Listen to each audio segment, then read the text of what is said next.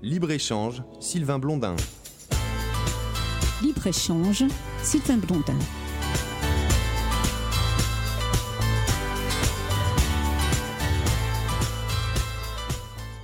Monsieur Akiki, bonjour.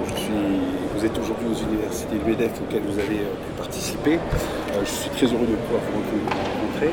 Alors, j'aurais quelques questions à vous poser. La première question, c'est qu'aujourd'hui, on parle de problématiques de la santé en France, mais c'est une problématique qui existe aussi en Europe et dans le monde.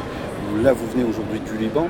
Je pense qu'il existe aussi des problématiques de la santé et j'aurais une ou deux questions supplémentaires à vous poser. Donc déjà, comment voyez-vous l'aspect de la santé d'un point de vue général?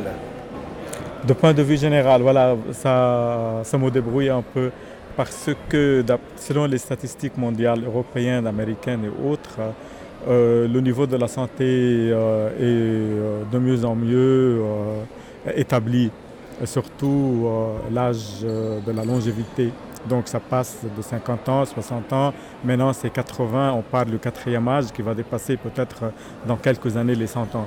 Mais effectivement, concrètement, la santé c'est dans un état, à mon sens, lamentable parce que ce soit dans nos aliments, dans l'air que nous respirons, dans l'eau que nous buvons.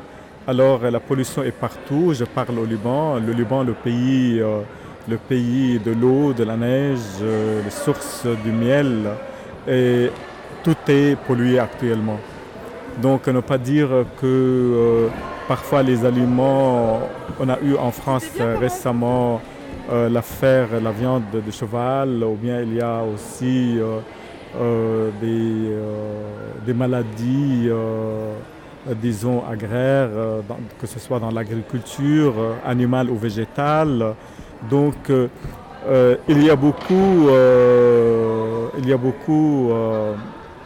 de dommages, je dirais, entre guillemets, de crimes, que ce soit contre le climat, contre la nature et contre l'homme.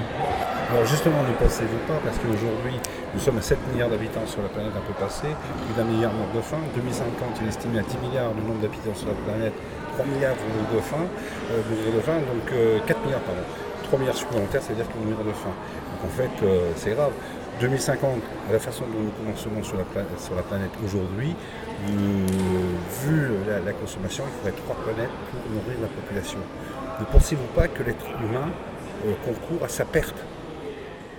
Moi, j'ai confiance en l'intelligence humaine. Comme je viens de dire, la longévité devient de plus en plus longue. Donc, l'homme est toujours capable de trouver des solutions. Mais à ce moment-là, il faut vraiment travailler sur la question éthique, sur la question écologique, environnementale, pour essayer de faire en sorte que les dommages soient de moins en moins effectués dans la nature. Alors, pour tous nos éditeurs, pour toutes nos éditrices de l'émission Libre-Échange qui est reprise sur la région Lorraine et sur toute la France et un peu partout, même à l'étranger d'ailleurs, nous sommes en contact sur le Liban avec des stations pour faire des échanges. S'il y avait un message, un mot à faire passer, ce serait lequel ? Comme je viens de le dire, actuellement, c'est une question d'éthique et de bioéthique. On a récemment fondé dans notre université un centre d'éthique et de bioéthique. Voilà donc les questions principales que vous venez de soulever, la question environnementale en général, la question du manger et du boire, et tout est dedans. Donc la question actuellement, comment changer d'esprit, changer de vision dans le monde pour restituer l'humain naturel en nous. Donc revenir à des valeurs fondamentales. Voilà. Remettre l'homme au centre des questions. Voilà, c'est ça. de C'est l'univers ça. des choses, de la vie et non gravité autour. Voilà, vous avez toutes les réponses. Je vous remercie. Très bien. Mais écoutez, je vous remercie beaucoup. Je vous en prie, merci Et beaucoup. j'espère que vous aurez l'occasion de Merci, merci.